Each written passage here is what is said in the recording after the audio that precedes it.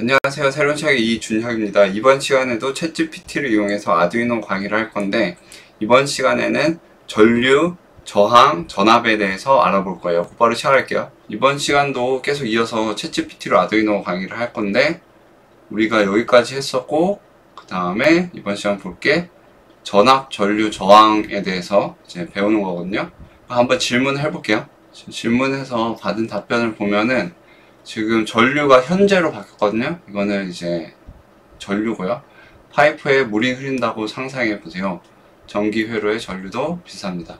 전자라고 하는 작은 입자인 전하가 전선을 통해 이동하는 흐름입니다. 그러니까 물이랑 비슷한데 전자라고 하는 작은 입자인 전하가 이제 전선을 통해 이동하는 흐름이 전류래요. 전류는 암페어라는 단위로 측정됩니다. A 이렇게 되어 있죠. 전압에 대해서 한번 볼게요. 전압은 전하를 움직이게 하는 밀기와 같습니다.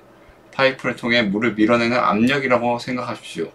전기 회로에서 전압은 전자가 흐르게 하는 에너지를 제공합니다.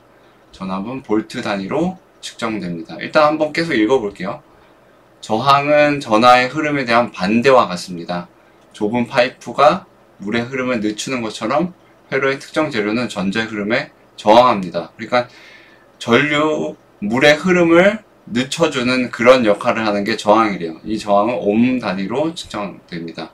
이제 이러한 개념을 비유를 통해 정리해 보겠습니다. 비유를 통해서 다시 한번 설명을 해준대요.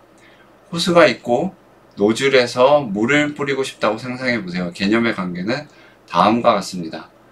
호스를 통해 흐르는 물의 양입니다. 전류는 호스를 통해 흐르는 물의 양이래요. 전류가 높을수록 더 많은 물이 흐르고 있음을 의미합니다. 전기 회로에서 전류가 높을수록 더 많은 전자가 와이어를 통해 이동한다는 의미입니다. 우리가 어댑터 같은 거를 보면은 어떤 거는 1A짜리이고 어떤 거는 4A짜리이고 이렇죠. 그래서 물이 흐를 수 있는 양이 어떤 거는 1밖에 안 되고 어떤 거는 4나 되고 이런 것들이라고 이제 비교해서 생각하시면 돼요. 호스를 통해 흐르는 물의 양, 이제 전류, 전압 한번 살펴볼게요. 전압은 물을 흐르게 하기 위해 물에 가하는 압력과 같습니다. 수압과 같은 거죠. 그래서 압력을 높이면 물이 더 세게 뿜어져 나옵니다. 마찬가지로 전기 회로에서는 전압이 높을수록 전자가 더 많은 에너지를 흐르게 됩니다. 일반적으로 수압이 높은 곳에서 이제 낮은 곳으로 흐르잖아요. 그랬던 것처럼 전압도 전압이 높은 곳에서 전압이 낮은 곳으로 흐르는데 우리가 일반적으로 아두이노를 사용할 때 5V 사용하거든요. 5V가 어디로 흐르죠? 이제 그라운드로 흐르죠. 그라운드 같은 경우에는 전압이 0V인 거예요. 저항은 호스를 꽉 쥐거나 장애물을 막는 것과 같습니다. 이로 인해 물이 흐르는 것이 더 어려워집니다. 마찬가지로 전기 회로에서 저항은 전자의 흐름을 감소시킵니다.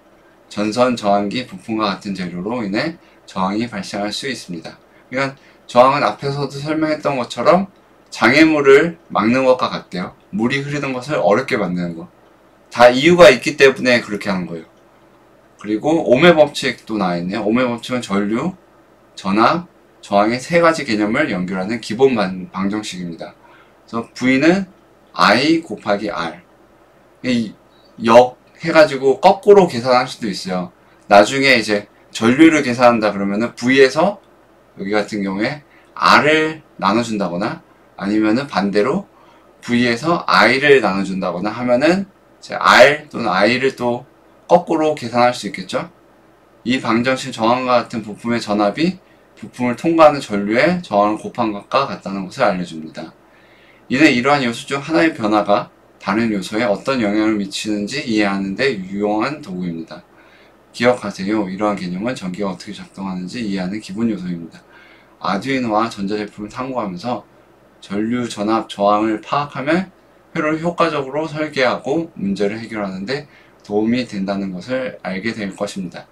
처음부터 이거를 외울 수는 없지만 V는 I, R을 이제 외우게 되면은 나중에 이제 전압, 전류, 그리고 저항과 관련해 가지고 계산해야 될 일이 있었을 때 이거 기준으로 계산하는 것을 알 수가 있어요. 그리고 예를 들어서 어떤 거가 있냐면은 뭐 5V에서 그리고 전류를 얼마큼 먹는 LED를 기준으로 했었을 때 저항을 얼마큼 연결해 줘야 된다. 이거를 계산하고 싶다 그러면 아까 제가 설명했던 것처럼 V에서 I를 나누면은 적당한 저항값이 이거다 라는 것을 이제 계산을 할 수가 있죠. 따라서 다시 한번 정리를 하면은 물의 비율을 해서 정리를 하면 전류는 흐르는 물의 양이라고 보시면 되고, 이제 전압은 물을 흐르게 하기 위한 압력, 수압, 그리고 저항은 그 물이 흐르는 경우에 일종의 장애물과 같다고 생각을 하시면 돼요. 이번 시간 챗GPT를 이용해서 전압, 저항, 전류에 대해서 알아봤어요. 저는 또 다른 내용으로 다음 시간에 찾아뵙도록 할게요.